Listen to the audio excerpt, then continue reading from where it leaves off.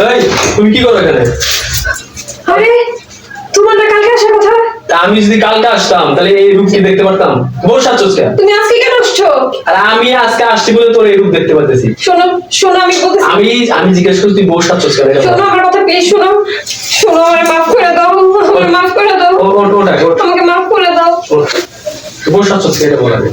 বউ সাচ্ছি, তুমি 2 দিন পর পর বাড়িতে যায় শুধু টাকা পয়সা দিয়ে এসো, শুধু বাবা মার কথা বলো। তাই আমাকে এক কবিরাজ বলছে যদি আমি বউ সাজ্জা রাত 12টা বাজে কবরস্থানে যা যদি একটা তাবিজ বানিয়ে দিয়ে আসতে পারি তাহলে তুমি আমার সকল কথা শুনবে। এটা কোনো কথা? এই জন্য আমি বউ সাচ্ছি।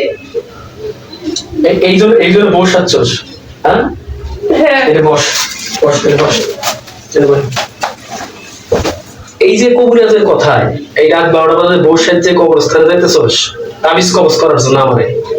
হ্যাঁ আমি বাপ মা বেশি বেশি টাকা পয়সা দেই, বাপ মারে বেশি বেশি টাকা দেই সংসার থেকে, এই জন্য? হ্যাঁ আমি আমার বাপ মাকে টাকা দেবো না, কারে দেবো? আমার মানুষ করছে কে?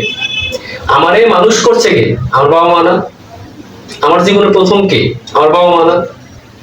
তো তুই তো আসছিস আমার পরে, আমার বাবা মার পরে না? তুই আমার বাবা মাকে টাকা দিলে তোরা তোর শরীর জ্বলে কেন? এই জন্য তুই কবিরাজের কাছে যাইতেছিস আমার তাবিজ করার জন্য। আমি তো আমার বাবাকে টাকা দেবই।